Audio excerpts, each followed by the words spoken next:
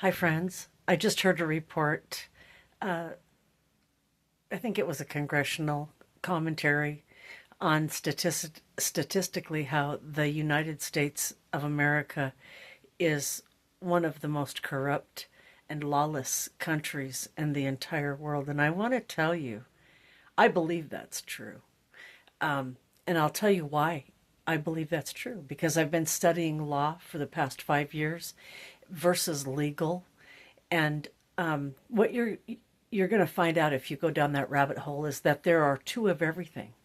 See, there's a U.S. government and there's a U.S. Republic of the United States. There's the we the people, and then there's the foreign corporate agents that operate in Washington, D.C., which is the District of Columbia. They work for the Crown Corporation. They work for the King of England. That's right. And they're only supposed to be on that little, 10 mile square in Washington, D.C. But they send their agents out, foreign corporate agents, and they have our neighbors that live right next door, your neighbors that live next door to you in your town, that you went to school with, become foreign corporate agents and put on costumes and pretend to be policemen and so-called judges when there are no judges anymore. And they are not versed in the law, so they don't realize that they're signing their rights and their citizenship, all of their United States of America citizenship, they are throwing it out the window and they're becoming foreign corporate agents working for the Crown Corporation. That's right. And they're supposed to sign it's called the FARA paperwork, Foreign Agents Registration Act, as amended 1938. This goes back a long way. The deception is exceptional. And that's why you'll go into a court with you'll get pulled over by a policy enforcer for going maybe 5 miles over a speed limit, which is not a crime, by the way, but they lie and tell you that it is.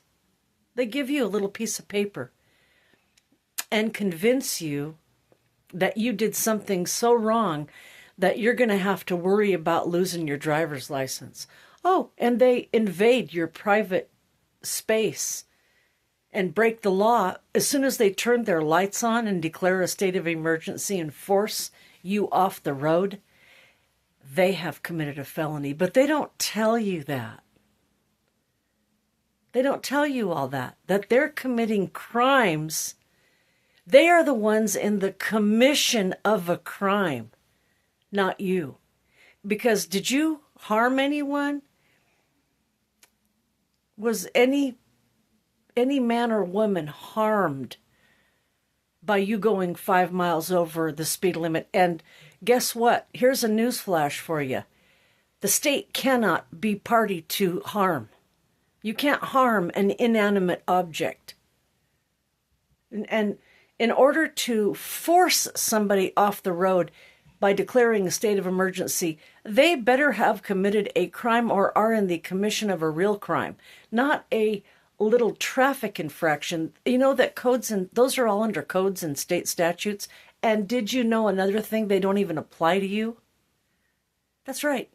This is the fraud. This is why this is a lawless nation, because the cities and the states the people that run them are the city councils and the mayors and governors.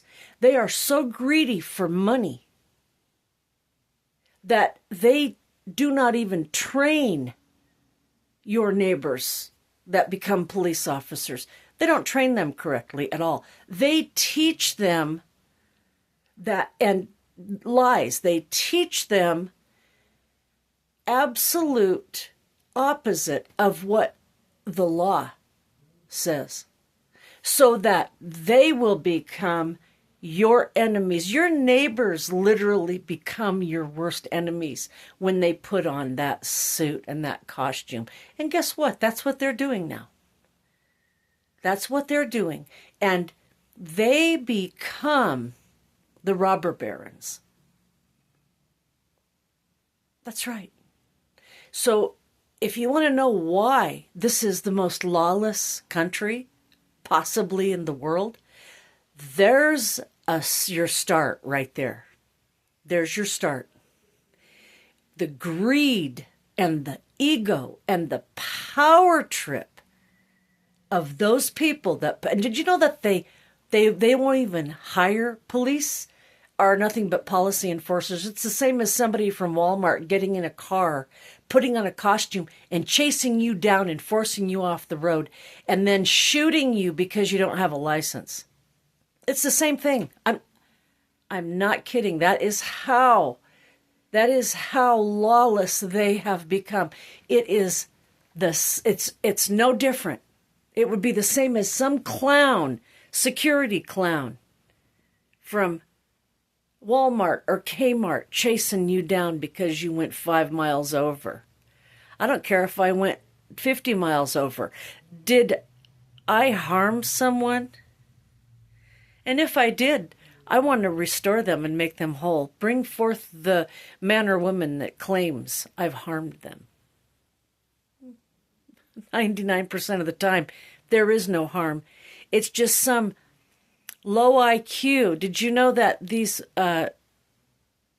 police stations, when they're interviewing for their new police officers, they will not hire men and women that have exceptional IQs. And do you know why? Because they're smart enough to have a conscience. They know that it's wrong to treat your neighbor like that. I mean, they just know. They have a conscience and they have enough IQ. So they purposely are hiring dunces. I might as well just say it. It's true. People with low IQ, and the lower the IQ, you give them a costume and give them a weapon and a badge, and all of a sudden you have nothing but ego on wheels. This is why it's become ridiculous, because the cities, the people that run them, are more concerned about oppressing you and keeping you stupid and keeping you intimidated so they can take your money. It's evil. And they're going to answer to God for what they've done, believe me. They're going to answer to God. Well, there's my little diatribe for the day. Peace to all the saints.